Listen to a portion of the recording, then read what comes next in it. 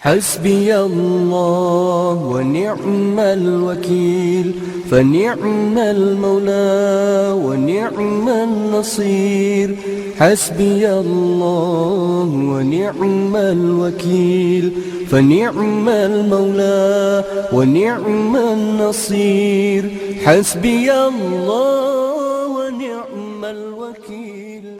إن الحمد لله نحمده ونستعينه ونستغفره ونعوذ بالله من شرور أنفسنا ومن سيئات أعمالنا من يهده الله فلا مضل له ومن يضلل فلا هادي له وأشهد أن لا إله إلا الله وحده لا شريك له وأشهد أن محمدا عبد الله ورسوله صلى الله عليه وعلى آله وصحبه وسلم.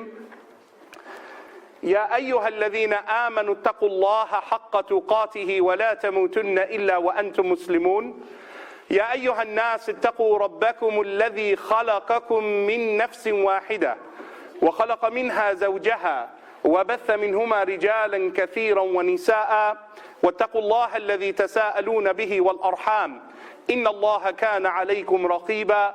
يا أيها الذين آمنوا اتقوا الله وقولوا قولا سديدا يصلح لكم أعمالكم ويغفر لكم ذنوبكم ومن يطع الله ورسوله فقد فاز فوزا عظيما.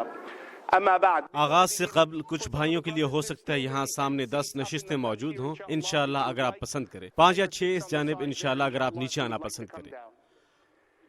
ہم آج انشاءاللہ ایک بار روب اجلاس کے حامل ہیں. انشاءاللہ یہ ہمیشہ اللہ کو راضی کرنے کی نیت سے ہوتا ہے کہ ہم باہم اکٹھے ہوتے ہیں غور و فکر کرنے کے لیے اور سوچنے کے لیے اور باخبری کے حصول کے لیے ان الفاظ کی جن کے ذریعے ہمارے نبی محمد صلی اللہ علیہ وسلم میں رحمانی تاثیر پیدا کی گئی. اب میں چاہتا ہوں کہ آپ سمجھ لیں کہ آیت الکرسی قرآن میں کوئی ایسی آیت موجود نہیں، الفاظ کے ایسے حصے موجود نہیں جو تشکیل دیں گے اور انسانیت پر نازل ہوئے جو ان الفاظ سے عظیم تر ہیں. کچھ نہیں. ان الہامی کتب میں جو محمد صلی اللہ علیہ وسلم سے پہلے نازل ہوئی، تورات میں کچھ نہیں، انجیل میں کچھ نہیں، صحف ابراہیم میں کچھ نہیں، یا موسیٰ، ایسا کچھ بھی نازل نہ ہوا تھا جو قوت میں عظیم ترین تھا اور معانی میں افضل ترین بنسبت آیت الکرسی، کرسی کی آیت. امام النسائی بیان کرتے ہیں، پیغمبر محمد صلی اللہ علیہ وسلم فرماتے ہیں أعطيت من كنز العرش. مجھے ایک عطیہ عطا کیا گیا تھا اللہ کے تخت کے خزانوں میں سے، آیت الکرسی مجھ پر نازل فرمائی گئی تھی صلی اللہ علیہ وسلم. لہٰذا یہ باقاعدہ آیت ہے. 6 مختلف صحابہ کرام ایسے ہیں جن سے پیغمبر صلی اللہ علیہ وسلم نے مختلف برسوں اور مختلف اوقات میں سادہ سا سوال پوچھا، أي آية في القرآن أعظم؟ تمہاری رائے میں عظیم ترین کیا ہے؟ تمہارے علم میں، تم قرآن سیکھنے آتے ہو، کون سی سورت عظیم ترین ہے تمہارے خیال میں؟ قرآن میں. وہ انہیں بتا نہیں رہے تھے بلکہ وہ جاننے کے لیے ان سے پوچھ رہے تھے کہ وہ کیا سوچتے تھے. ابی ابن کعب، اب میں چاہتا ہوں آپ سمجھ لیں جب میں لفظ ابی ابن کعب کہتا ہوں یہ محض کوئی نوجوان نہیں ہے. پیغمبر صلی اللہ علیہ وسلم بخاری شریف میں درج ایک حدیث میں فرماتے ہیں خذوا القرآن من 4. اگر تم قرآن سیکھنا چاہتے ہو اسے ان 4 لوگوں میں سے کسی ایک سے سیکھو. ابن ام عبد، عبداللہ ابن مسعود، ابی ابن کعب. ان کے دوسرے نمبر پر ابی ابن کعب ہے. ابی ابن کعب کیوں؟ ان کی آواز اس قدر شاندار تھی، اس قدر خوبصورت آواز تھی کہ پیغمبر صلی اللہ علیہ وسلم ایک دن مدینے میں چہل قدمی کر رہے تھے. وہ ابی کے گھر کے قریب سے گزرے نصف شب میں اور آپ نے ابی کی تلاوت سماعت فرمائی اور آپ ان کے گھر کے باہر بیٹھ کے سماعت فرماتے ہوئے. کس قدر عمدہ تلفظ اور ان کی قرآن کی تلاوت کس قدر خوبصورت تھی. عظیم ترین سورت کون سی ہے ابی؟ ابو امامہ، المنذر. یہ عظیم ترین آیت مبارکہ ہے اور پیغمبر صلی اللہ علیہ وسلم نے ان کے سینے کو دھکیلا عرب کے ساتھ محبت کی وجہ سے اور ان سے فرمایا تم نے وہ علم حاصل کیا جس کی اللہ نے تمہارے لیے خواہش کی، مطلب تم نے وہ کچھ سیکھا جو تمہارے لیے اہم ہے، اس کا سیکھنا. لہٰذا ہم اس آیت کو زیر غور لاتے ہیں. یہ ہے سورت مبارکہ میں قرآن کی دوسری سورت. اور یہ قرآن کی طویل ترین صورت ہے۔ سورۃ البقرہ عام صورتوں جیسی نہیں ہے۔ پیغمبر صلی اللہ علیہ وسلم کی ایک حدیث صحیح مسلم میں ہے، قیامت کے دن سورۃ البقرہ بادل کے سائے میں آئے گی اور یہ ڈھانپ لے گی اسے جس نے اسے حفظ کیا ہوا ہے، اس پر حفاظتی سایہ کرے گی۔ سورۃ البقرہ۔ پیغمبر صلی اللہ علیہ وسلم فرماتے ہیں جب کوئی شخص اپنی قبر میں دفن کیا جاتا ہے، اسے ابو داؤد بیان کرتے ہیں، اگر اس نے سورۃ البقرہ جمع کی ہے، اسے حفظ کیا اور اس کے مطابق زندگی گزاری، یہ ان کی قبر میں آئے گی اور آسانی پیدا کرے گی، جس طرح ایک ساتھی ہمراہ بیٹھ کر انہیں سکون پہنچاتا ہے جبکہ دیگر دہشت کا شکار ہے۔ پیغمبر محمد صلی اللہ علیہ وسلم نے اس سورہ مبارکہ کے بارے میں فرمایا، وہ جو اس کی تلاوت کرتا ہے اور اللہ سے کسی چیز کی دعا کرتا ہے، مستحکم ایمان کے ساتھ اسے وہ عطا کر دیا جائے گا۔ سورۃ البقرہ۔ اس سورت میں یہ آیت مبارکہ نمبر 255 ہے، قرآن کی دوسری سورت مبارکہ کی۔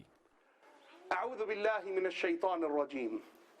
اللہ لا الہ الا هو الحی القیوم لا تأخذه سنة ولا نوم له ما في السماوات وما في الأرض من ذا الذي يشفع عنده إلا بإذنه يعلم ما بين أيديهم وما خلفهم ولا يحيطون بشيء من علمه إلا بما شاء وسع كرسيه السماوات والأرض ولا يؤوده حفظهما وهو العلي العظيم۔ یہ آیت مبارکہ 10 جملوں پر مشتمل ہے، ایک آیت 10 جملوں کے ساتھ، اور ہم ان جملوں کو زیر غور لانے جا رہے ہیں اگلے 1 گھنٹے کے اندر انشاءاللہ، ان کی اندرونی خوبصورتی سمجھنے کے لیے اور اندرونی معانی اور وہ راز جو اللہ نے اس میں رکھے ہیں جو ہمیں سکون پہنچاتے ہیں جسمانی طور پر، روحانی طور پر،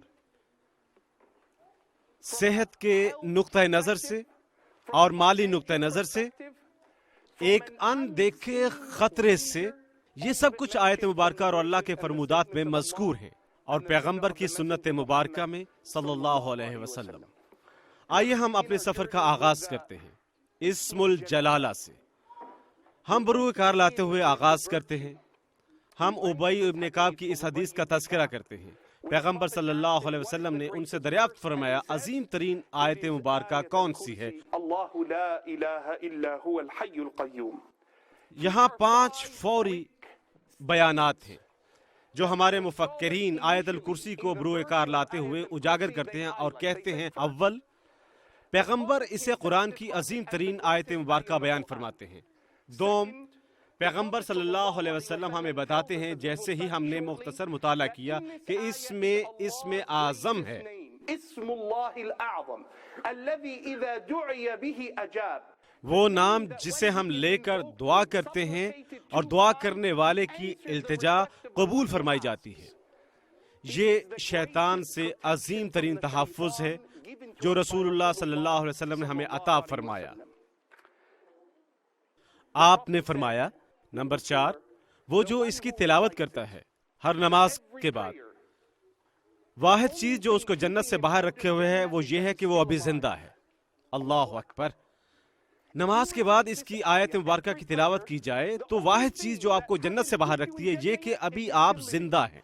دنیا سے رخصت ہوتے ہی آپ کی روح جنت میں داخل ہوتی ہے اور بروز قیامت آپ کا جسم اور روح جنت میں داخل ہوں گے، رسول اللہ صلی اللہ علیہ وسلم کے وعدے کے تحت۔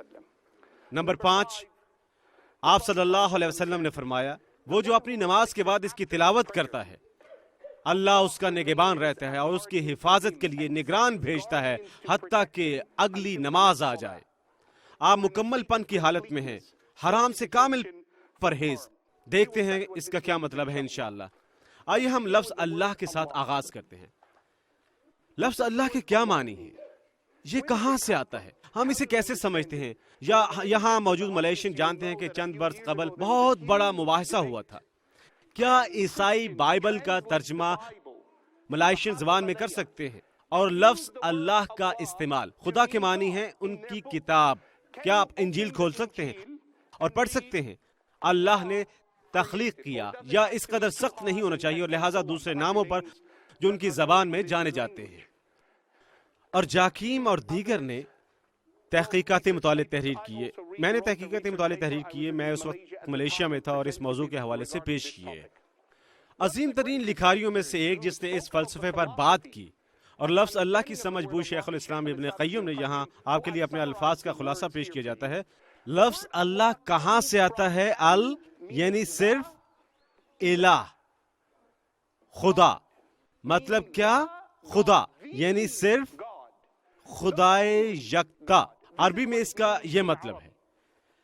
لفظ اللہ کو وہ پہچانتے تھے جو محمد صلی اللہ علیہ وسلم سے قبل حیات تھے، جو عرب تھے، اور اللہ قرآن میں پیغمبر صلی اللہ علیہ وسلم سے فرماتا ہے لئن سألتهم اگر تم پوچھتے ہو غالباً من خلق السماوات والارض آسمان اور زمین کی تخلیق کس نے کی، ليقولن اللہ، وہ تمہیں جواب دیں گے اللہ نے۔ وہ بت نہیں ہیں جن کی ہم پرستش کرتے ہیں، يقربون الى الله زلفى، ان کی پرستش قرب الہی کے لیے کرتے ہیں۔ وہ بتوں کی پوجا کرتے تھے اور اس نیت سے پوجا کرتے تھے، انہیں امید تھی کہ بت ان کی عبادت اللہ کی جانب سے لے جائیں گے۔ وہ کہتے ہیں ہم اس قدر پاکیزہ نہیں ہیں کہ خدا سے کلام کر سکے، اور اللہ نے اسے مسترد کر دیا۔ سبحان اللہ تعالی۔ لفظ اللہ غیر مانوس نہیں ہے۔ جب آپ عبرانی زبان میں دیکھتے ہیں، یا آپ آرمک جو یسوع کی زبان تھی میں دیکھتے ہیں، قدیم سریانی زبانوں میں دیکھتے ہیں، آپ کے علم میں آئے گا کہ وہ استعمال کرتے تھے ال، جس کا مطلب ہے خدا، الہ کی مانند ال۔ آپ جانتے ہیں، آپ کرسمس پر ٹی وی آن کرتے ہیں اور گاتے ہوئے دیکھتے ہیں ہیلیلویا، ٹھیک؟ لفظ ہیلیلویا کا کیا مطلب ہے؟ ہیلیلویا اللہ، ہیلیلویا اللہ، رب کی عظمت، ہیلیلویا اللہ، ہیلیلویا۔ اب بھی یہ وہ کہتے ہیں، ٹھیک؟ جبرائیل، لفظ جبرائیل کا کیا مطلب ہے؟ جبر، جبروت، ال سے قوت، خدا سے، خدا کی وجہ سے مضبوط۔ اور اللہ ہمیں قرآن میں بتاتا ہے ذو قوة عند ذي العرش متين، طاقت اور قوت کا عطیہ یافتہ، اللہ سبحانہ و تعالیٰ کے تخت کے قریب جبرائیل، پیغمبر اسماعیل، ایک سما اللہ، سنا اسماعیل اللہ، اللہ کی آواز سنی، اسماعیل، سماعیل سنا، اسرائیل، اللہ کے پیغمبر یعقوب، ان کا ایک عرف اسرائیل، وہ جو اللہ کے لیے لڑا، جو اللہ کے لیے لڑائی میں گیا، جس نے اللہ کے لیے جد و جہد کی۔ الیاس، العزیز، العزیر، یہ سب اپنے اندر بیان کے حامل ہیں۔ جو لفظ سے آتا ہے جسے ہم کہتے ہیں اللہ، یہ ایک ناموسی لفظ نہیں ہے۔ کیا یہ واضح ہو گیا؟ الحمدللہ۔ لہٰذا اللہ اس آیت مبارکہ کا آغاز ایک مثالی طریقے سے کرتا ہے۔ وہ فرماتا ہے اللہ، وہ نہیں فرماتا لا الہ الا اللہ، کوئی خدا نہیں ماں سوائے اللہ، نہیں، وہ پہلے اللہ سے آغاز فرماتا ہے۔ کوئی ہر چیز، ہر بیان اس آیت میں ایک وضاحت ہے اور ایک بحث، اہم ترین چیز کی جانب اشارہ کرتے ہوئے آپ کو اللہ کی بابت جاننے کی ضرورت ہے۔ اللہ فرماتا ہے وَلِلَّهِ الْأَسْمَاءُ الْحُسْنَى، اللہ کے لیے، اللہ بہترین نام ہیں، بہترین صفات۔ میں چاہتا ہوں کہ آپ غور کریں، اللہ نہیں فرماتا الْأَسْمَاءُ الْحَسَنَى، اللہ کے بہترین نام ہیں، نہیں، الحسنى، الحسنہ اس میں مؤنث ہے۔ حسنہ اور حسنہ کا مطلب ہے دو مختلف چیزیں۔ حسنہ کا مطلب ہے ان کی اچھائیاں، کیونکہ ہر ایک ان کا حامل ہے، لیکن حسنہ وہ ہے کہ یہ اس کے لیے اکیلے مخصوص ہے جو اس کا حقدار ہے۔ میں کریم ہو سکتا ہوں، میں فیاض ہو سکتا ہوں، اور تب وہ وقت آتا ہے جب میں غصے میں ہوتا ہوں، میرے دروازے پر غلط دستک دیتے ہیں اور میں کریم نہیں ہوں۔ لہٰذا آپ کہہ سکتے ہیں بھائی یحییٰ کریم عموماً، لیکن میں کریم نہیں ہوں ہر وقت، لیکن اللہ ہے الکریم، ہمیشہ کریم، کبھی تبدیل نہیں ہوتا۔ الغفور، ہمیشہ مغفرت کرنے والا۔ العفو، ہمیشہ معاف فرمانے والا۔ الجبار ہمیشہ مدد کرنے والا، ہمیشہ مقرر کرنے والا، القیوم ہمیشہ سہارا دینے والا، کبھی تبدیل نہیں ہوتا، مستقل مزاج اور ابدیت کے ساتھ، سبحان اللہ تعالی۔ فادعوه بها، لہٰذا اللہ فرماتا ہے کہ ان لفظوں کو استعمال کرتے ہوئے دعا کرو۔ اس کا کیا مطلب ہے؟ کیونکہ ہم اللہ کے عظیم نام سمجھنے جا رہے ہیں، میں چاہتا ہوں آپ سمجھ لیں، جب اللہ ان ناموں کا استعمال فرماتا ہے، وہ آپ سے فرما رہا ہے کہ ان خصوصیات کے حامل بنو۔ اگر آپ چاہتے ہیں اللہ رحیم بنے، مہربان، آپ کو بھی لازماً رحیم اور مہربان بننا چاہیے۔ لہٰذا اللہ نے پیغمبر صلی اللہ علیہ وسلم کے ذریعے ہمیں بتایا، ارحموا من فی الارض یرحمکم من فی السماء، اہل زمین پر مہربان بنو، عرش بری پر اللہ تم پر مہربان ہوگا۔ الراحمون یرحمهم الرحمن، کوئی مہربانی کرتا ہے، مہربان ترین ان پر مہربانی فرمائے گا۔ بات سمجھ میں آتی ہے؟ لہٰذا جب اللہ فرماتا ہے غفور، الغفور، الرحیم، العلیم، وہ چاہتا ہے کہ آپ عالم بنے، وہ چاہتا ہے کہ آپ فیاض بنے، آپ معاف کرنے والے بنے۔ آپ کو ان خصوصیات کا حامل ہونا چاہیے جو اس نے بذات خود آپ سے بیان فرمائی ہیں۔ اپنے رویے کو اعتدال پسند بنانے کے لیے سیکھیں، اور اس لیے جب وہ اپنے پیغمبر محمد صلی اللہ علیہ وسلم کا حوالہ پیش کرتا ہے، وہ ان خصوصیات کا حوالہ پیش کرتا ہے جو اس کے ناموں سے اخذ کی گئی ہیں۔ لہٰذا اللہ پیغمبر کی بابت فرماتا ہے، وما ارسلناک الا رحمتا للعالمین، ہم نے تمہیں اس زمین پر نہیں بھیجا محمد ماں سوائے رحمت کا ایک سرچ ان کے لیے جو آپ کے ساتھ ہیں صلی اللہ علیہ وسلم۔ لہٰذا ہم دعا کرنا چاہتے ہیں، جب یہ کہتے ہیں، تم نہیں کہتے، یا حنان یا منان یا حی یا قیوم، وہ دعا نہیں ہے۔ کیا مطلب ہے؟ ادعو اللہ، صفات استعمال کریں۔ اللہ خود کو بیان فرماتا ہے، ہمراہ آپ کے کردار ہیں، یہ آپ کو قریب تر لائے گا اللہ کے جواب کے۔ اگر آپ چاہتے ہیں اللہ جواب دے، آپ پر مہربانی فرمائے، مہربان بنو۔ اس کا مطلب ہے ادعو، ان ناموں کے ذریعے دعا کریں۔ یہ محض بار بار دہرانا نہیں ہے، الرحمن، اللطیف، اللطیف، اللطیف، نہیں، آپ کہہ رہے ہیں یا لطیف، اور آپ بذات خود یا جبار نہیں، آپ کہتے ہیں یا کریم، یا کریم، یا کریم، مجھے عطا کرو۔ کوئی آپ سے مانگے تو کہتے ہیں مجھ سے دور ہو جاؤ، آج میرے پاس تمہارے لیے کچھ نہیں ہے، احمد علی دور ہٹو، نہیں، یہ ہے، یہ اس کا مطلب ہے وَلِلَّهِ الْأَسْمَاءُ الْحُسْنَى فَادْعُوهُ بِهَا، وہ نام لے کر اللہ سے دعا کریں ان خصوصیات کا حامل بنتے ہوئے جو آپ دوسروں کو سمجھتے ہیں۔ اور اس لیے عبداللہ ابن عباس کہتے ہیں، اللہ، لفظ اللہ، اس کا مطلب ہے یہ ایک بلاوا ہے، یہ ایک دعوت ہے۔ ذو الالوہیہ وہ واحد ہستی جو خدائی کی حقدار ہے والعبودیہ، اور جو عبادت کی حقدار ہے، اور یہ ان سب پر لازم ہے جن کو اس نے تخلیق فرمایا ہے کہ اللہ سبحانہ و تعالیٰ کو پہچانے۔ ہم اگلے حصے کی جانب آتے ہیں، اللہ۔ اب اس کو جاننے کی کوشش کرتے ہیں۔ پہلا کام جو اللہ چاہتا ہے کہ آپ جان لیں، پہلا کام جو وہ اپنے پیغمبران سے فرماتا ہے، جب موسیٰ کوہ طور پر پہنچے، اللہ نے پہلا کام یہ کیا، کہتے ہیں، یا موسیٰ انی انا ربک، موسیٰ میں تمہارا رب ہوں، اخلع نعلیک، اپنے جوتے اتار دو، انک بالوادی المقدس طوى، تم ایک مبارک جگہ پر ہو، وانا اخترتک فاستمع لما یوحى، میں نے تمہیں چنا کہ سنو میری ہدایت۔ اولین ہدایت کیا تھی؟ اننی انا اللہ لا الہ الا انا، میں اللہ ہوں، کوئی نہیں ہے ما سوائے میرے، سبحانہ و تعالی۔ لا الہ الا هو، اس کا کیا مطلب ہے؟ اس کا مطلب ہے نافیۃ الجنس، یہ عدم شرکت ہے، ہر چیز کی نفی کرتا ہے جسے عبادت کا حقدار سمجھا جائے۔ کوئی بھی، کوئی چیز، کوئی فرد، کوئی درخت، کوئی جھاڑی، کوئی بھی تخلیق کردہ چیز، کوئی چیز جس سے ہماری مراد ہے، کوئی چیز جسے شکل عطا کی گئی ہے،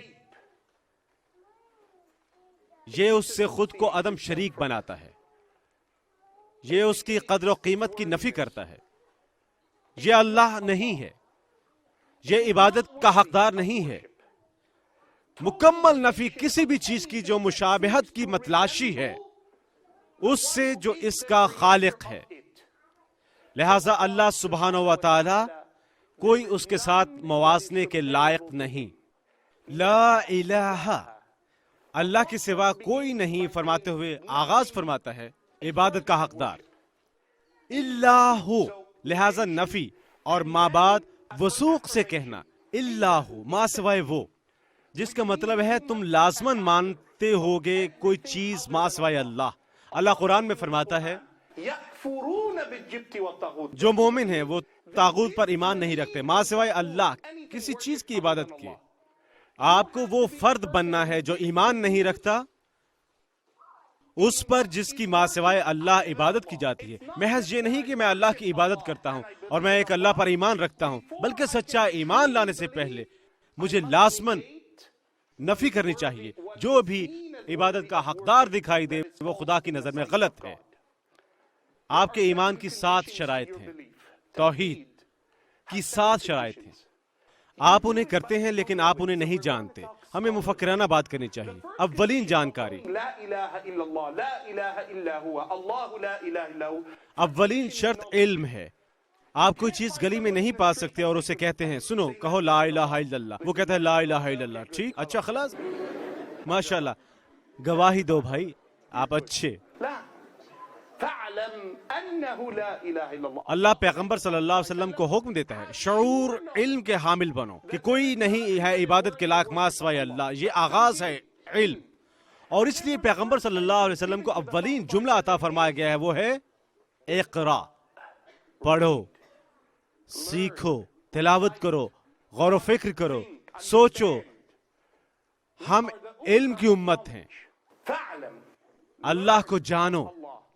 دو، ہمیں کس قدر پڑھنا چاہیے؟ آپ کو اس قدر پڑھنا چاہیے جو شک دور کرے کہ اللہ کے علاوہ بھی کوئی ہے۔ کوئی چیز جو آپ کے اندر رہتی ہے شک و شبہے کی، یہ آپ کا فرض ہے کہ پوچھنے کے لیے جائیں دوسروں سے، حتیٰ کہ آپ اس کا حل پالیں اور اپنے سوال کا جواب تلاش کر لیں۔ یقینی یقین یزیل الشک، یہ تمام شبہات رفع کر دیتا ہے اللہ سبحانہ و تعالی۔ سوم، قبولیت، وہ ہم میں سے ہر ایک زندگی سے بالمقابل ہوتے ہیں۔ آپ مسلمان پیدا ہوئے لیکن کبھی کبھار آپ ہنوز وہاں نہیں پہنچے۔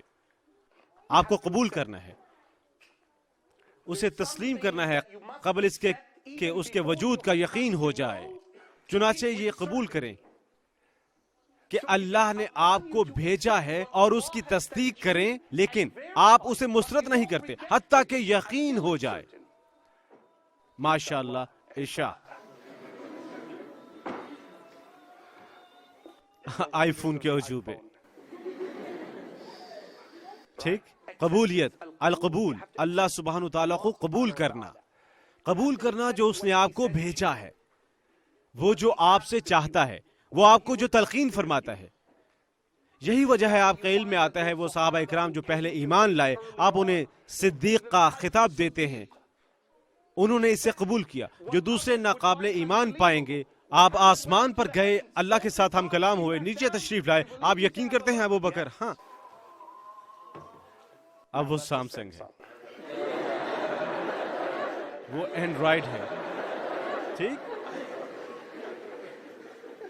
میں آشنا ہو چکا ہوں، میری بیوی اور میں مقابلہ کرتے ہیں۔ آپ قبول کر سکتے ہیں، آپ اسے قبول کر چکے ہیں، الحمدللہ۔ آپ نے ایمان قبول کر لیا، آپ نے اسے علم اور یقین کے ساتھ قبول کر لیا۔ اب آپ نے اسے قبول کرنا ہے، اور یہ اب ایسی چیز ہے جس کی آپ نے تکمیل کرنی ہے۔ ہمراہ یہ قبول ہے اور آپ اس کی تکمیل کرتے ہیں، یہ ایک تعمیل ہے جو آپ کرتے ہیں۔ لہٰذا اللہ آپ کو کہنے کے لیے نہیں فرماتا او ہاں ہاں ہاں میں اسے قبول کرتا ہوں لیکن میں اسے کرنے نہیں جا رہا۔ آپ نے اسے قبول کرنا ہے اور جس قدر کرنے کے آپ اہل ہیں۔ راست گوئی یہ محض اللہ ہی کے لیے ہے۔ راست گوئی اخلاص سے قبل ہے۔ راست گوئی کیا ہے؟ آپ کیوں حجاب پہنے ہوئے ہیں؟ آپ فجر کے لیے کیوں بیدار ہوتے ہیں؟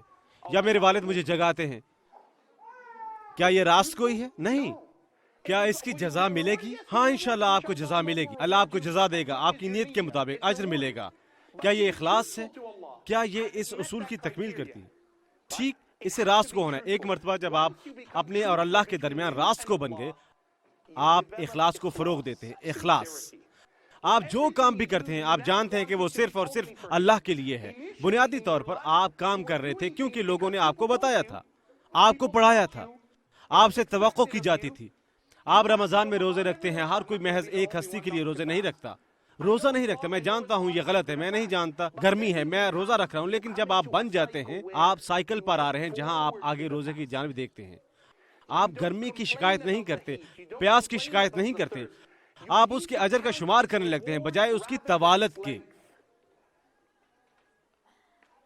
آخر میں ان تمام 6 اقدامات کا مقصد آپ کو آخری اور اہم اقدام کی جانب لے جاتا ہے، محبت۔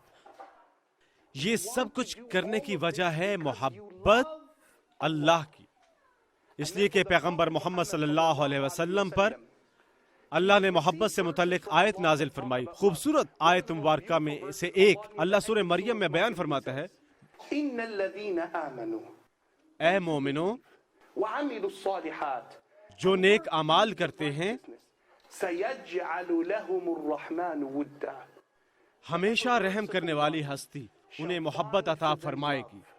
مطلب ان کے مابین محبت ڈال دے گی جو ان سے ملتے ہیں، اللہ ان کے لیے محبت ڈال دے گا، اس کے لیے محبت ڈال دے گا سبحانہ و تعالی۔ وہ لوگ جو آپ کے حریف ہیں وہ انہیں آپ کے لیے نرم بنا دے گا۔ وہ جو محبت کے ساتھ اللہ کی عبادت کرتے ہیں وہ اللہ سبحانہ و تعالیٰ سے عزت پاتے ہیں۔ وہ ایسا کرتے ہیں کیونکہ لا الہ الا هو، کوئی اس کا حقدار نہیں ماں سوائے اللہ سبحانہ و تعالیٰ کے۔ الحی القیوم، یہ 2 الفاظ ہیں کہ جب انہیں باہم اکٹھا لایا جاتا ہے وہ اللہ کے تمام نام بیان کرتے ہیں، باہم اکٹھے۔ کوئی نام، کوئی وصف، کوئی وضاحت، کوئی صفت، اللہ کا کوئی بھی اسم ان دونوں کے تحت آتا ہے۔ یہ اس سفر کے آغاز کی بنیاد ہیں جو اللہ کی دریافت میں طے کیا جاتا ہے۔ ہمیشہ قائم رہنے والا، ہمیشہ تمام چیزوں کا بیدار پالنہار سبحانہ و تعالی۔ جب ہم اللہ کے قائم رہنے کی بات کرتے ہیں وہ آپ کی بابت بات کرتا ہے۔ وہ قرآن میں فرماتا ہے کنتم امواتا فاحیاکم، تم مردہ تھے اس نے تمہیں زندگی عطا فرمائی۔ اور وہ اپنی بابت بات کرتا ہے، الحی، وہ ہستی جو قائم رہنے والی ہے، اس کی زندگی اور تمہاری زندگی جداگانہ ہے، وہ ایک جیسی نہیں ہے۔ تمہاری زندگی کی تعریف یوں کی جا سکتی ہے کہ تم مردہ نہیں ہو۔ اگر آپ ایک پتے کو دیکھتے ہیں، آپ کہتے ہیں یہ پتا زندہ ہے یا مردہ، اس کی پہچان کیا ہے؟ کیا یہ کارگزاری کی تکمیل کر رہا ہے؟ کیا یہ ہنوز سبز ہے؟ کیا یہ ہنوز درخت کے ساتھ وابستہ ہے؟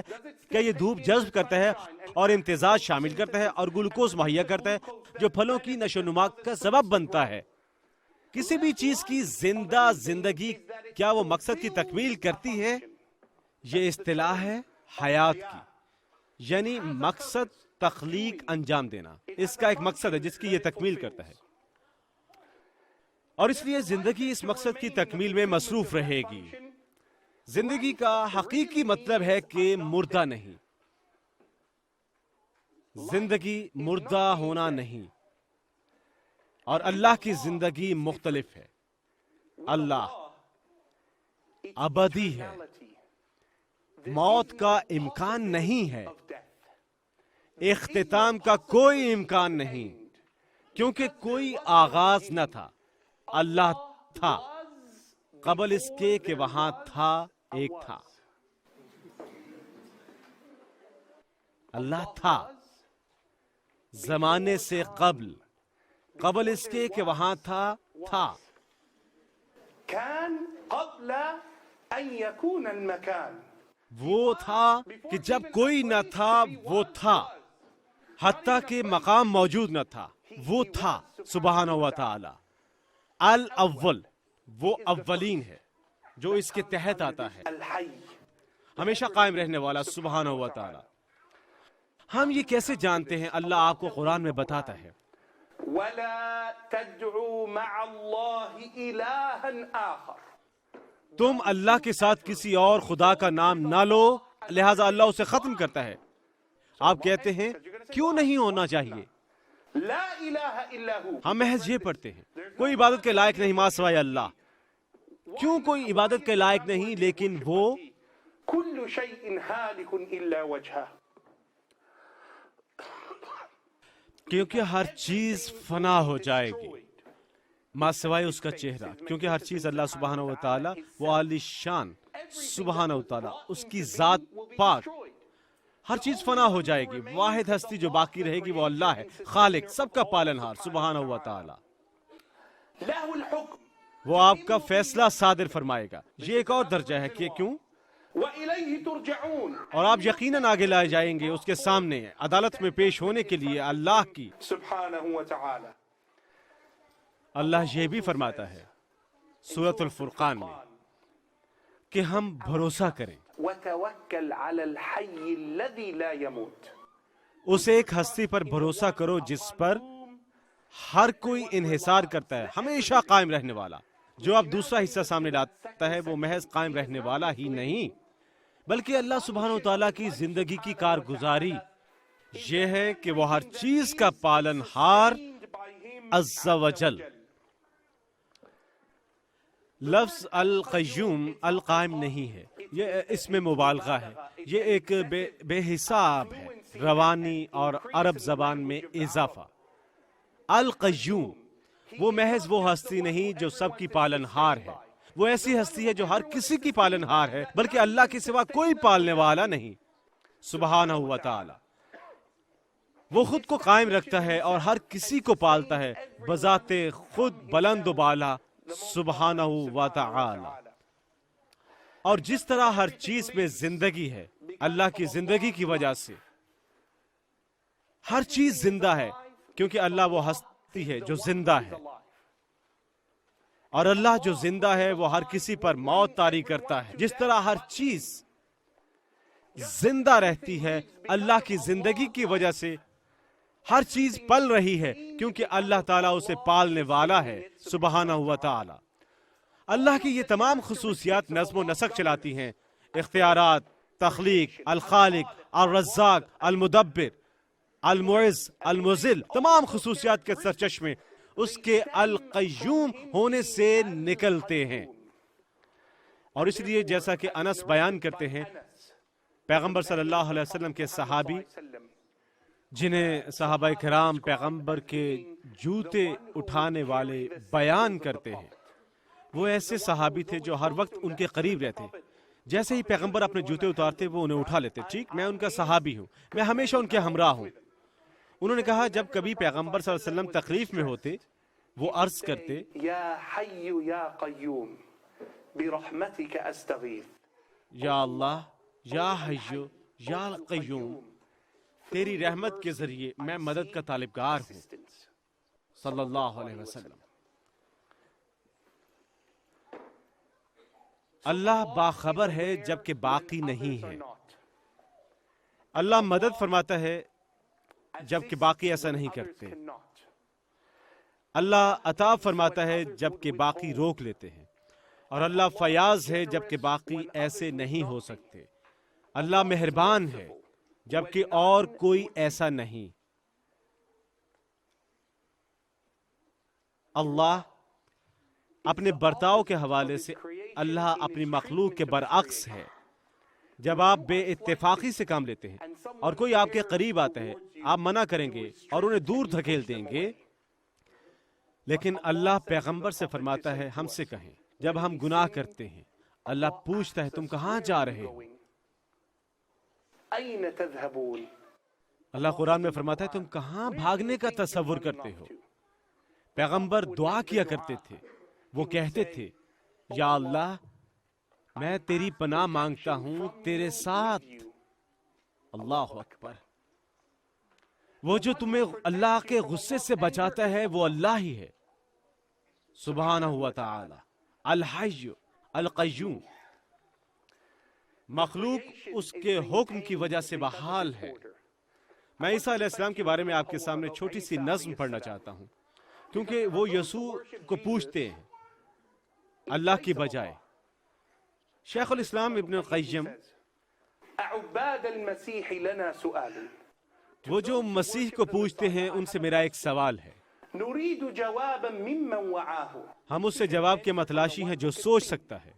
إذا مات الإله بصنع قوم أماتوه فهل هذا إله؟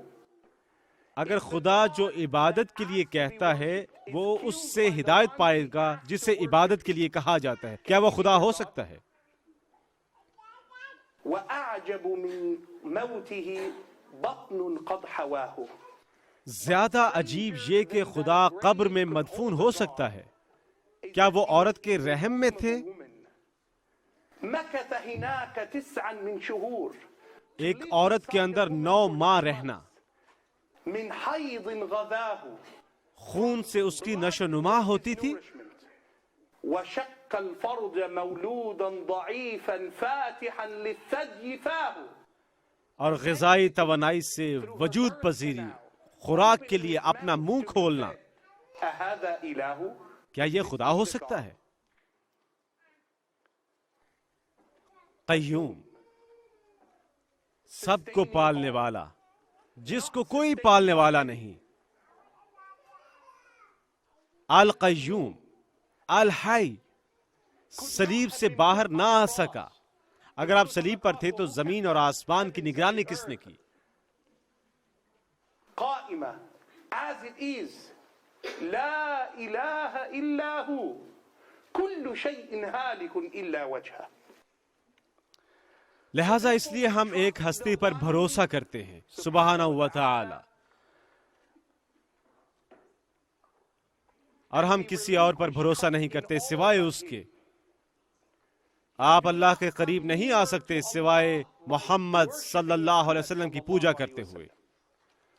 آپ نہیں آ سکتے. آپ صرف اللہ کی عبادت کر کے اس کے قریب آ سکتے ہیں اللہ سبحانہ و تعالی. اور اس لیے اگلا بیان، اللہ نے فرمایا کہ میں وہ ہستی ہوں جو سب کو بحال رکھتی ہے، میں وہ ہستی ہوں جو ہمیشہ قائم رہنے والی ہے. وہ آپ کو ایک مثال دیتا ہے. لا تأخذه سنة ولا نوم. نہ ہی اونگ آتی ہے اور نہ ہی اسے نیند آتی ہے، اور یہ غلبے کی وجہ سے نہیں ہے. اللہ اسے اس طور فرماتا ہے عربی میں اس فرمان میں کہ اللہ نہیں فرما رہا وہ نہیں سوتا اگر وہ تھک کر سو جاتا ہے، کیونکہ وہ مصروف ہے. آپ جانتے ہیں مجھے ایک کام کرنا ہے لہٰذا میں تھک گیا ہوں لیکن میں سونے نہیں جا رہا. نہیں، حتیٰ کہ اللہ تھکتا نہیں. لا تأخذه سنة ولا نوم. اللہ غالب نہیں آتا، یہ اس سے مقابلہ نہیں کرتا مشکل یا نقص کے ساتھ. یہ نہیں کہ وہ سونا نہیں چاہتا سبحانہ و تعالی، اس سے کوئی رکاوٹ نہیں ہے. وہ کچھ کرنے میں جو کچھ وہ کرنا چاہتا ہے.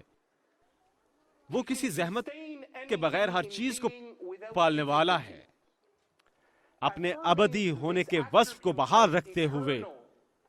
اللہ پالنے والا، ہمیشہ قائم رہنے والا، اور اللہ کی لامحدود خود مختار فطرت.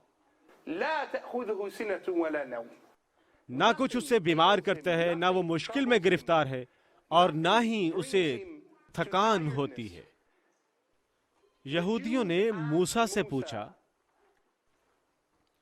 کیا تمہارا رب تھک جاتا ہے؟ لہذا موسیٰ نے کہا أعاذنا الله من ذلك. اللہ ہمیں ایسی سوچ سے محفوظ رکھے. یہ کیسے ہو سکتا ہے؟ پیغمبر صلی اللہ علیہ وسلم ہم سے فرماتے ہیں جو مستند ہے، إن الله لا ينام صحیح مسلم کی مستند حدیث ہے، ولا ينبغي له أن ينام. اللہ سوتا نہیں ہے. یہ اس کے جاہ و جلال کے شایان شان نہیں کہ اللہ کو سونے کی حاجت ہو سبحانہ و تعالی. له ما في السماوات وما في الأرض. یہ آیت مبارکہ یا اس آیت کا بیان قرآن میں اکثر دہرایا گیا ہے. محض اللہ تنہا له تنہا سب کچھ اس کا ہے، جو کچھ آسمان اور زمین میں ہے.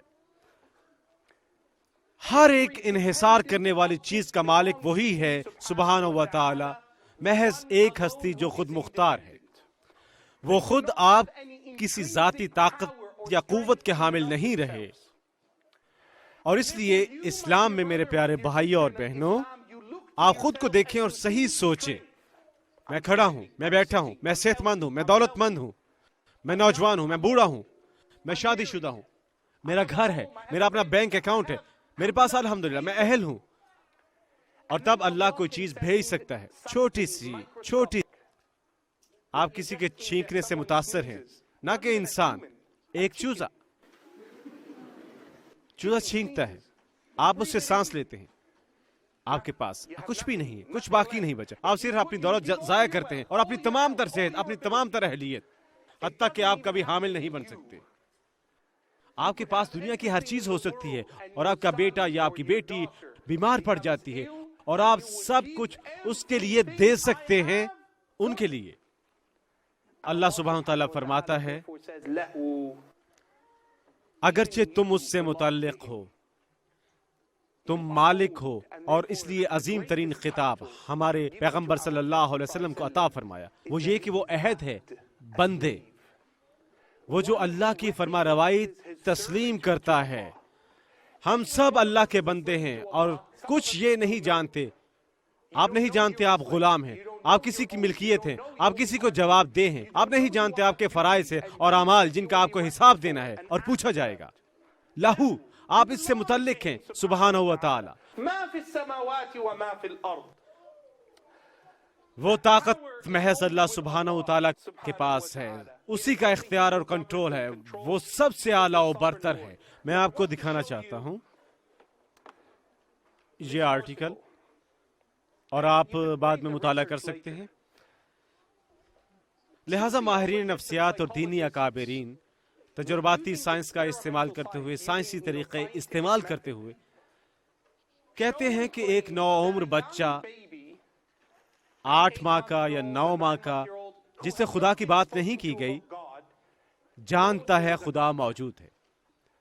سائنسی طور پر آپ ثابت کر سکتے ہیں کہ ایک بچہ جانتا ہے کہ جو کچھ موجود ہے وہ اس وجہ سے موجود ہے کہ کسی نے اسے بنایا ہے. وہ نہیں سمجھتے، ایک بچہ نہیں سمجھ سکتا کہ چیزیں خود ہی رونما ہو گئیں. نہیں، چیزیں رونما ہوئیں کیونکہ کسی نے انہیں رونما کیا. آپ اس کمرے میں نہیں پھر سکتے سوچتے ہوئے تھیٹر خود تیار ہو گیا بذات خود، بے سبب، اینٹ با اینٹ، تار با تار، موٹر با موٹر، بجلی کے حصے بجلی کے حصوں سے یہ بذات خود بنا. ایک بچے کے پاس یہ سمجھنے کو فہم موجود ہے. انہوں نے اس کا جائزہ کیسے لیا؟ وہ کہتا ہے کہ نوعمر بچے ایمان رکھتے ہیں، اگرچہ انہیں کنبہ یا سکول سکھا نہیں رہا ہوتا، اگرچہ وہ صحرا میں تنہا پروان چڑھے یا جزیرے میں، جزاک اللہ خیر، شکراً، اگرچہ وہ صحرائی جزیرے میں پروان چڑھے خدا پر ایمان رکھتے ہیں. محمد صلی اللہ علیہ وسلم اسے فطرت کہتے ہیں. اس دنیا میں جنم لینے والا ہر بچہ مولود على الفطرة. ایک فطری رجحان کے ساتھ جنم لیتا ہے، ایک خواہش کے ڈھونڈے اور پہچانے. صلی اللہ علیہ وسلم وہ کہتے ہیں اگر ہم اسے ایک جزیرے میں پھینک دیتے ہیں اور وہ بذات خود پروان چڑھتے ہیں، میرا خیال ہے کہ وہ خدا پر ایمان رکھیں گے. مطالعہ کیا ہے؟ وہ کہتے ہیں انہوں نے ایک 12 ماہ کا بچہ لیا اور اسے ایک کرتب کے ذریعے اچنبے میں ڈال دیا جس میں وہ لڑکتا ہوا گیند بجائے اس کے کہ چیزوں کے ساتھ ٹکرائے اس نے چیزوں کو کھڑا کیا. اگر آپ، میرا بیٹا آدم، آپ جانتے ہیں اگر میں اسے ایک ویڈیو دکھاتا ہوں، ایک گیند لڑکتا ہوا آتا ہے اور پنے نیچے گرنے کی بجائے اوپر کی جانب آتی ہیں، یعنی جو کہ ممکن نہیں، سمجھ میں نہیں آتا، کوئی نہ کوئی خرابی ہے، کیونکہ حقیقت میں وہ سمجھتے ہیں اس کی کچھ وجہ ہے. ٹھیک، لہٰذا بچے عام طور پر سمجھتے ہیں، فطری فروغ پاتے ذہن انہیں رحمانی تخلیق کی جانب راغب کرتے ہیں، اور یہ ایک ذہانت آمیز ڈیزائن ہے کہ دنیا محض باہم اکٹھی نہیں ہوئی کسی سبب کے بغیر. ربنا ما خلقت هذا باطلا. سبحانہ و تعالی.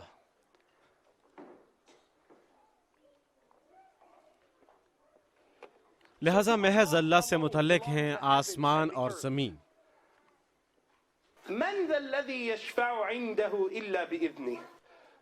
یہ وہ سوالات ہیں جو مفکرین نے اٹھائے جب انہوں نے اس آیت مبارکہ کی تلاوت کی. کون ہے جو شمار کرے یا اللہ سے کسی کام کا تقاضا کرے ماں سوائے اگر وہ پہلے ہی وہ کرنے کا حکم دیتا ہے جس کا وہ تقاضا کرتا ہے؟ کون اپنے الفاظ پر پر یقین ہے کہ وہ اس قدر سہولت محسوس کرتے ہیں کہ وہ اللہ سے تقاضا کرتے ہیں؟ شفاعت کی ایک مشہور حدیث ہے، لوگ آدم کے پاس آئیں گے اور آدم سے کہیں گے آپ اللہ کی اولین تخلیق تھے، اللہ نے آپ کو معاف فرمایا تھا، آدم اللہ سے دعا کریں کہ آج یوم قیامت وہ ہمیں معاف فرما دے۔ کہیں گے اذهبوا الى غيري، کسی اور کے پاس جاؤ، ابراہیم کے پاس جاؤ، وہ ابراہیم کے پاس جائیں گے، ابراہیم کہیں گے نہیں تم کسی اور کے پاس جاؤ، میں یہ نہیں کر سکتا۔ وہ محسوس نہیں کرتے کہ وہ اس مقام کے حامل ہیں، اعزازی مقام اللہ سے عرض داشت اور درخواست کرنے کا۔ دوسرے لوگوں کی بابت کسی دوسرے کی جانب سے کون اللہ سے تقاضا کر سکتا ہے؟ ان کے بارے میں وہ معلومات دیتے ہیں جو اللہ نہیں جانتا۔ اگر اللہ سبحانہ وتعالی مجھے یا آپ کو سزا دینا چاہتا ہے، میں کیسے آ کر کہہ سکتا ہوں نہیں نہ کریں کیونکہ میں کوئی چیز جانتا ہوں جو تم نہیں جانتے؟ یہ ناممکن ہے۔ اندرونی حالات اللہ سے بڑھ کر کون جانتا ہے؟ الا يعلم من خلق، کیا خالق اپنی مخلوق کے بارے میں سب کچھ نہیں جانتا؟ آپ کو کیسے یقین ہے کہ دوسرے شخص کے بارے میں آپ کی جانکاری اللہ سے بڑھ کر درست ہے؟ is more correct than Allah. کوئی نہیں ہے، اور اس لیے شفاعت کی شرط سادہ ہے۔ کوئی بھی جو کسی کی طرف سے اللہ سے درخواست کرنے جا رہا ہے، شفاعت کے آقا محمد صلی اللہ علیہ وسلم سے آغاز کرتے ہوئے 3 شرائط ہیں کہ اللہ انہیں اجازت عطا کرتا ہے اور ہدایت۔ اللہ فرماتا ہے اے محمد مجھ سے مانگو۔ اللہ اس سے خوش ہوتا ہے جو اس سے مانگتا ہے، لہٰذا اللہ محمد سے محبت کرتا ہے۔ اور تیسرا، اللہ محبت کرتا ہے محمد صلی اللہ علیہ وسلم سے کہ وہ شفاعت فرمائیں۔ اب میں چاہتا ہوں کہ آپ سمجھ لیں کہ اس سب کا تعلق اللہ کے علم سے ہے۔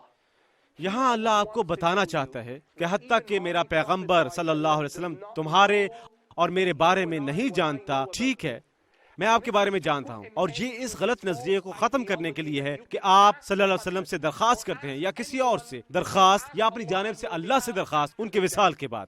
ایک مرتبہ آپ کے وصال فرمانے کے بعد آپ ان سے درخواست نہیں کر سکتے یا رسول اللہ، میں کہتا ہوں اللهم صل على محمد 10,000 مرتبہ یہ کہنے کے لیے کہتا ہوں نہیں۔ یوم قیامت کو پیغمبر صلی اللہ علیہ وسلم فرماتے ہیں، جیسا کہ بخاری شریف میں بیان ہے، وہاں ایسے لوگ موجود ہوں گے جنہیں پیغمبر پہچان لیں گے وضو کے نشانات کی وجہ سے۔ آپ اور میں دمک رہے ہوں گے، آپ کا چہرہ دمک رہا ہوگا، آپ کے بازو کوہنیوں تک، آپ کے پاؤں ٹخنوں تک چمکتے دمکتے ہوں گے نور کی روشنی سے، غرا محجلین، آپ کے وضو کرنے والی جگہ سے۔ اور پیغمبر صلی اللہ علیہ وسلم ایسے مردوں اور عورتوں کو دیکھ کر فرمائیں گے یہ میری امت میں سے ہے، اسے لاؤ، اسے پانی پلاؤ حوض کوثر سے، مجھے اسے اپنے گھر سے پانی پلانے دو، پانی کے حوض سے، اس حوض سے جو مجھے عطا کیا گیا ہے۔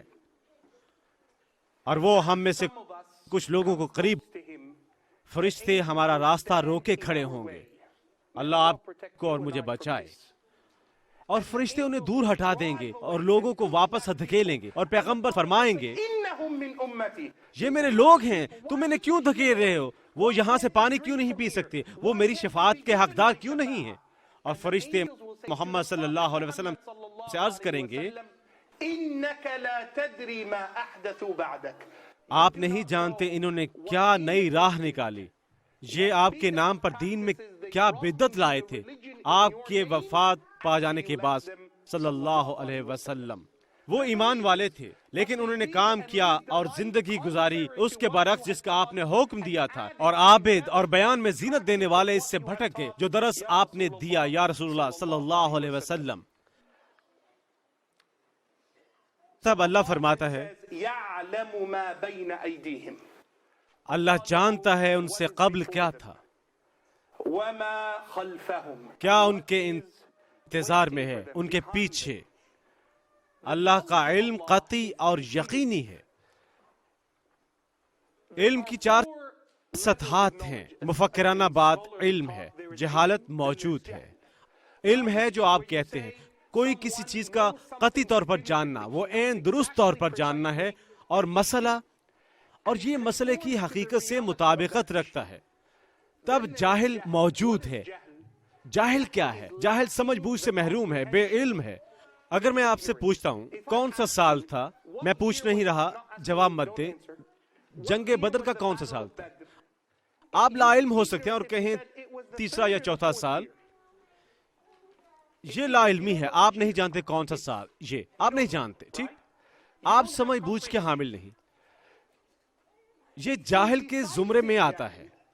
اب آتا ہے زن، جب آپ کہتے ہیں ٹھہریں، یہ فلاں فلاں سال ہو سکتا ہے اور ان میں سے ایک درست ہے، آپ حقیقت میں نہیں جانتے کون سا، لیکن آپ نے کہا ان میں سے ایک، لیکن آپ نہیں جانتے کون سا، یہ زن کہلاتا ہے۔ وَإِنَّ الظَّنَّ لَا يُغْنِي مِنَ الْحَقِّ شَيْئًا، اور اللہ فرماتا ہے کہ علم کے فیصلے میں اصلاح نہیں کر سکتے، ہم پر بحث نہیں کر سکتے۔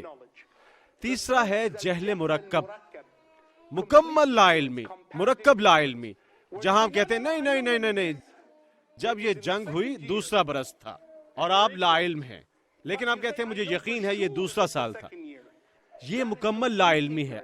اللہ سبحانہ وتعالی اس سے ماورا ہے، اس کا علم ماضی کا ہے، حال کا ہے اور مستقبل کا، اور حقیقت پر مبنی بھی رونما ہوگا اگر وہ اسے رونما ہونے کی اجازت فراہم کرتا ہے۔ اللہ جانتا ہے اسماعیل آپ کیا کر رہے ہوں گے جب آپ میرے ساتھ ہیں، اللہ جانتا ہے آپ کہاں ہوں گے، آپ قرآن کے کن صفحات کی تلاوت کر رہے ہوں گے، ٹھیک؟ اللہ جانتے ہیں آپ کیا کر رہے ہوں گے، اگرچہ آپ مزید کرنے نہیں جا رہے، اس کے پاس کیا موجود ہے، اس کے سبحانہ تعالیٰ کا کیا علم موجود ہے، لہٰذا اللہ جانتا ہے کیا ہونے والا ہے اور کیا رونما ہو چکا ہے اور جو کچھ رونما ہونے کے لیے انتظار میں ہے۔ وَلَا يُحِيطُونَ بِشَيْءٍ مِّنْ عِلْمِهِ، کوئی اللہ کے بارے میں اس علم کا حامل نہیں ہے إِلَّا بِمَا شَاءَ، ماں سوائے جب اور جیسے وہ چاہتا ہے۔ اس زندگی میں اللہ ہمیں جانتا ہے اور وہ جانتا ہے کہ اگلی زندگی میں ہم کہاں اور کس مقام پر ہوں گے، یہاں تک کہ ہماری موت سے قبل۔ اس کا یہ مطلب بھی ہے کہ ہم اللہ سبحانہ و تعالی کی صفات کے بارے میں نہیں جانتے۔ جب اللہ اپنے ہاتھ بیان فرماتا ہے یا اپنا چہرہ یا زمانہ، پیغمبر فرماتے ہیں زمانے پر لان تان نہ کرو کیونکہ اللہ خود زمانہ ہے۔ اللہ فرماتا ہے يَدُ اللَّهِ فَوْقَ أَيْدِيهِمْ، اللہ کا ہاتھ ان کے ہاتھوں سے اوپر ہے۔ علماء بتاتے ہیں جب اللہ کے ہاتھ کی بات کرتے ہیں، آپ اپنا ہاتھ جیب میں ڈالتے ہیں اور بیٹھ جاتے ہیں، کیونکہ آپ نہیں جانتے کہ کوئی آپ کی بات کرنے کا سوچے۔ اللہ آپ کو قرآن میں بتاتا ہے اللہ کا ہاتھ ان کے ہاتھوں کے اوپر ہے، اور اسی آیت مبارکہ میں وہی لفظ استعمال کیا گیا ہے، لیکن اللہ کا ہاتھ کا مطلب ہے جداگانہ ہے صحابہ اکرام کے ہاتھ سے اسی لمحے۔ اس کا یہ مطلب نہ تھا کہ آپ اس کا صحابہ اکرام کے ساتھ موازنہ کر سکیں، اور اس لیے ہم اللہ سبحانہ وتعالیٰ کی ماہیت نہیں جانتے، وہ کیا ہے ما سوائے اس میں جو وہ ہمارے لیے چاہتا ہے الفاظ اور اصطلاح میں بیان کرنے کے لیے، اور ہم نہیں جانتے اللہ کے پاس ہمارے لیے ذخیرے میں کیا موجود ہے۔ کوئی بھی جو آپ کو بتاتا ہے جنت اس مانند ہے، جہنم اس مانند ہے، حتیٰ کہ پیغمبر کے استعمال کردہ الفاظ اور قرآن کے الفاظ، are only تقریب للمعنى، ان کا مطلب دنیاوی مفہوم نہیں ہے، دنیاوی حقیقت۔ پیغمبر صلی اللہ علیہ وسلم نے واضح طور پر اس کا تذکرہ کیا ہے، جنت، بہشت، ما لا عین رأت کسی آنکھ نے اسے نہیں دیکھا، ولا اذن سمعت کسی کان نے اسے نہیں سنا، ولم يخطر على قلب بشر، اور کوئی انسانی دل کبھی اس کی سمجھ بوجھ یا تصور نہیں کر سکا صلی اللہ علیہ وسلم۔ ہم اختتام کے قریب ہیں۔ وسع کرسیہ، اللہ کی رسی، واضح ہے کہ میں نے اس کا ترجمہ نہیں کیا اور یہ مناسب ہے۔ اللہ کی کرسی وسعت پذیر ہے آسمان اور زمین کے اوپر۔ یہ واحد مستند حدیث ہے جو حدیث مبارکہ کے بارے میں بات کرتی ہے، اور حدیث ہے امام البیہقی اور دیگر محدثین کی، یہ واحد مستند حدیث ہے جو کرسی کو بیان کرتی ہے۔ اللہ فرماتا ہے کہ 7 آسمان اور 7 زمینیں الکرسی کی سائڈ کے قریب ہیں، اور کچھ نہیں ہے ما سوائے ایک انگوٹھی کی مانند، ایک انگوٹھی جو آپ پہنے ہوئے ہیں، ایک انگوٹھی جو آپ صحرا کی زمین پر پھینکتے ہیں، اللہ کے عرش کے موازنے میں۔ اللہ اکبر۔ لہذا پیغمبر صلی اللہ علیہ وسلم بحث چھوڑ دیتے ہیں، یہ چھوڑ دیتے ہیں بغیر موازنے کے، ما سوائے آپ کو کہتے ہوئے کہ تمام تر تخلیق، تمام تر جہان، آسمان اور زمین کسی ایسی چیز کی مانند ہے جو اس کی کرسی کی سائیڈ پر ہے۔ کرسی سے مراد ہماری والی کرسی نہیں۔ میں جانتا ہوں لسانی طور پر اس کا ترجمہ فٹ اسٹول پائیں گے یا ایک کرسی، لیکن مناسب اصطلاح غیر واضح اور مبہم ہے۔ کرسی کہ اللہ کی کرسی عرش کے موازنے میں ایک انگوٹھی کی مانند ہے۔ یہ واحد موازنہ ہے جو پیغمبر صلی اللہ علیہ وسلم نے آپ کے اور میرے سمجھنے کے لیے عطا فرمایا۔ مطلب کہ وہ سب کچھ جو وجود پذیر ہے اور سائنسدانوں نے جو کچھ دریافت کیا ہے ہمارے جہانوں کی وسعت کی بابت، کرسی کے موازنے میں کچھ نہیں ہے۔ اور کرسی انگوٹھی کی مانند ہے جو صحرا میں اچھالی جاتی ہے، عرش کے موازنے میں اللہ سبحانہ تعالیٰ کی۔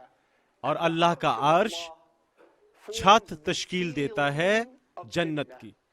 پیغمبر محمد صلی اللہ علیہ وسلم نے فرمایا، تم جب دعا کرو اللہ سے جنت مانگو، لیکن اس سے مانگو اس کے درمیان میں اور بلند ترین جو الفردوس ہے، کیونکہ اس کی چھت اور اس کے اوپر عرش الرحمن ہے، ہمیشہ مہربان رہنے والا سبحانہ تعالیٰ کا تخت ہے۔ لہذا مفکر نے الکرسی کے بارے میں کیا کہا ہے اہل سنت کے مابین معانی جاننے کے لیے؟ عبداللہ ابن عباس نے کہا کرسی اللہ کا علم ہے جو اس کی تخلیق کا احاطہ کیے ہوئے ہے۔ امام حسن بصری اور کچھ تابعین وہ کہتے ہیں یہ اللہ کی صفات کا حوالہ نہیں ہے، یہ العرش کے لیے ایک اور نام ہے، یہ عرش کا وہ حصہ جس کا تعلق اس کی تخلیق کے ساتھ ہے، واللہ عالم۔ آخر میں وَلَا يَؤُودُهُ حِفْظُهُمَا، اللہ تھکتا نہیں ہے۔ ان دونوں کو محفوظ بنانے کی وجہ سے، یعنی آسمان اور زمین اور یہ کرسی اور اس کی تمام تر مخلوق، اور وہ بے حد بلند و برتر اور شاندار ہے سبحانہ و تعالی۔ یہ آپ کے ایمان کا حصہ ہے کہ یقین رکھیں کہ اللہ ماورائے ادراک ہے، کہ اللہ اس سے دور ہے جو کچھ انسان تصور کر سکتا ہے، کہ اللہ اپنی مخلوق سے جدا گانا ہے حقیقت میں جو سبحانہ تعالی ہے۔ یہ اہل سنت کے عقیدے کا حصہ ہے کہ ہم العلو کو الگ کرتے ہیں اس کی صفات سے۔ آپ جانتے ہیں کہ اللہ محض نہیں، آپ جانتے ہیں کہ اس کا ترجمہ کیا گیا ہے اللہ بے حد بلند و برتر ہے۔ میں نے اسے جان بوجھ کر چھوڑا، یہ غلط ترجمہ ہے، یہ اللہ نہیں ہے۔ العالی وہ جو ہے بلند و برتر، یا العلی وہ جو بلند ہے، یہ ایک مقام نہیں۔ العلی وہ جو ہر چیز میں بلند ترین ہونے کا حقدار ہے۔ کیا یہ سمجھ میں آتا ہے؟ اللہ العلی ہے وہ ہستی جو ہر چیز میں بلندی اور سرفرازی کی حقدار ہے۔ آپ کی زندگی کے ایک مقام میں، آپ کے رزق کے ایک مقام میں، آپ کی عبادت میں، آپ کی ذات میں، کوئی بھی چیز، اللہ العلی، وہ ایسی ہستی ہے جو بلند ترین ہے ہر چیز میں، جس کا تعلق آپ کے اور آپ کی زندگی کے ساتھ ہے، اور اس کی صفات، اس کی خصوصیات، اس کے نام اور صفات، نیز تمام چیزوں پر اس کی برتری قائم ہے، تمام چیزوں پر سبحانہ و تعالی۔ لہذا اللہ اپنی ماہیت میں جو ہے بلند ہے ہر اس چیز سے جو اس نے تخلیق فرمائی، ہر چیز اس کے نیچے ہے اور اس کے زیر ہے، سبحانہ و تعالی بڑی شان والا ہے، بے حد بلند و برتر۔ یہ ہے کہ اللہ سبحانہ و اہل ہے بلند ترین اور عظیم ترین خصوصیات رکھنے کا، جیسا کہ اللہ سبحانہ و تعالی فرماتا ہے وَلِلَّهِ الْمَثَلُ الْأَعْلَى، الفاظ نہیں جو اس سے منسوب کیے جاتے ہیں یا اس کا بیان کیا جائے، ماں سوائے ہر چیز میں بلندی و برتری، وہ ہر چیز کی بنیاد ہے ہماری زندگی میں، سبحانہ و تعالی۔ میں اختتام کرنا چاہتا ہوں 5 خصوصیات کے ساتھ جن کا تذکرہ صحابہ نے کیا اس آیت مبارکہ کی بابت، اپنی زندگی میں اس کی قوت سیکھنے کے لیے۔ پہلے علی رضی اللہ تعالیٰ عنہ وہ کہتے ہیں کہ رسول اللہ صلی اللہ علیہ وسلم نے فرمایا کہ وہ جو ہر نماز کے بعد اس کی تلاوت کرتا ہے کوئی اسے جنت میں جانے سے نہیں روک سکتی، ماں سوائے کہ جب وہ اپنے گھر واپس آتے ہیں مسجد میں اپنی نماز ادا کرنے کے بعد کہ ان کے ارد گرد ہر چیز محفوظ بنا دی جاتی ہے، اس کا گھر، اس کے ہمسائے، حتیٰ کہ وہ جگہ جہاں وہ بیٹھتا ہے۔ آپ نے نماز ادا کی اور آپ نے آیت الکرسی کی تلاوت کی، آپ کے ارد گرد ہر چیز حتیٰ کہ وہ جس نے اس کی تلاوت نہیں کی اسے وصول کرتا ہے۔ اب میں چاہتا ہوں آپ سمجھیں کہ یہ برکت جو اللہ کی جانب سے نازل ہوتی ہے یہ پھلی کے دانے نہیں جو آپ کو آ کر لگیں۔ ایک صحابی وہ حج میں تھے، عبداللہ ابن عمر، اور انہوں نے ایک شخص کو دیکھا جس نے یمنی لباس پہن رکھا تھا، جو ایک معمر شخص تھا، جو ہاتھ اٹھائے دعا مانگ رہا تھا۔ آپ جانتے ہیں وہ اللہ سے دعا کر رہا ہے کعبہ کے دروازے کے قریب، کعبہ کے سائے تلے۔ اور عبداللہ ابن عمر وہ صحابی ہیں جو عمر ابن خطاب کے بیٹے تھے۔ جیسے ہی وہ اپنا طواف کر کے واپس آتے ہیں وہ شخص خنوس بیٹھا تھا، وہ طواف کرتے ہیں، وہ بدستور بیٹھا ہے، وہی جگہ، وہی دعا، وہی انداز۔ انہوں نے 7 بار طواف کیا۔ وہ جاتے ہیں اور مقام ابراہیم کے پیچھے نماز ادا کرتے ہیں۔ وہ شخص ابھی بیٹھا ہے کہ صحیح وہ کرتے ہیں، صفا اور مروہ کی وہ شخص وہی ہے۔ وہ رکتے ہیں بجائے جاری رکھنے کے اپنا عمرہ اور یہ سب کچھ، وہ اس بوڑھے شخص کے ساتھ بیٹھ جاتے ہیں، بس ان کے پاس بیٹھ جاتے ہیں۔ لوگ کہتے ہیں آپ کیوں ان کے ساتھ بیٹھے ہیں؟ انہوں نے کہا جو کچھ اس کے لیے نازل ہو رہا ہے میں چاہتا ہوں مجھے بھی چھوئے۔ برکت، ٹھیک، یہ علی کا بیان ہے رضی اللہ عنہ۔ وہ جو اپنی نماز کے بعد اس کی تلاوت کرتا ہے وہ خود کو محفوظ بنا لیتا ہے، اپنا گھر، حتیٰ کہ اپنے ہمسائے، حتیٰ کہ ماحول اور اس کے ارد گرد ہر چیز اس کی وجہ سے۔ دوسری حدیث مبارکہ ابو ہریرہ رضی اللہ تعالیٰ عنہ سے وہ بیان کرتے ہیں کہ آیت الکرسی قرآن میں عظیم ترین آیت ہے۔ جو کوئی اپنے گھر میں اس کی تلاوت کرتا ہے، پیغمبر صلی اللہ علیہ وسلم نے فرمایا وہ جو اپنے گھر میں اس کی تلاوت کرتا ہے شیطان تیزی سے اس کے گھر سے نکل جاتا ہے، بھاگ جاتا ہے اس گھر سے جہاں سورۃ البقرہ کی تلاوت کی جاتی ہے اور بالخصوص آیت الکرسی کی تلاوت کی جاتی ہے۔ اور یہ صحابہ کرام کی عام عادت تھی، بالخصوص عبداللہ ابن عمر کی۔ ان میں سے بہت سے جب وہ اپنے گھر میں داخل ہوتے وہ کھانے سے قبل اور کھانے کے بعد آیت الکرسی کی تلاوت کرتے۔ متواتر۔ عبداللہ ابن مسعود رضی اللہ عنہ ایک اور صحابی، وہ کہتے ہیں پڑھیں آیت الکرسی کی تلاوت کرو، یہ تمہاری حفاظت کرے گی، تمہارے بچوں کی، تمہارے گھر کی، اور حتیٰ کہ تمہارے ہمسایوں کے مکان کی بھی۔ وہ کہتے ہیں جو کہ سونے کے لیے بستر پر دراز ہو کر آیت الکرسی کی تلاوت کرتا ہے، پیغمبر صلی اللہ علیہ وسلم نے انہیں سکھایا وہ جو سوتے وقت اس کی تلاوت کرتا ہے اللہ بھیجتا ہے ملائکہ یا محافظ، حفاظت کرنے والے 2 فرشتے جو اسے عطا کیے جاتے ہیں حتیٰ کہ وہ اگلی صبح بیدار ہوتا ہے۔ 2 فرشتے ان کی حفاظت کرتے ہیں۔ دیگر بیان میں امام الترمذی بیان کرتے ہیں کہ ان فرشتوں کے پاس تلواریں ہوتی ہیں شیطان کو دور دھکیلنے کے لیے جو اس مرد کو نقصان پہنچانے کا متلاشی ہوتا ہے۔ آخری حدیث مبارکہ علی رضی اللہ تعالیٰ عنہ، انہوں نے کہا میں نہیں سمجھتا کیسے ایک شخص، وہ ایک مسلمان ہے اور عقل کا مالک ہے، وجہ کا حامل ہے، سیکھ چکا ہے، سوچنے کے قابل ہے، رات گزار سکتا ہے آیت الکرسی کی تلاوت کیے بغیر اپنے آپ کے اوپر۔ اگر وہ اس میں پنہاں فوائد جانتا تب وہ کسی بھی حالت میں دستبردار نہ ہوگا۔ وہ حیران ہے کہ کوئی جو جانتا ہے اور سمجھتا ہے کیسے پڑھنا ہے پھر آیت الکرسی نہیں پڑھتا قبل اس کے کہ وہ دراز ہوتا ہے بستر پر۔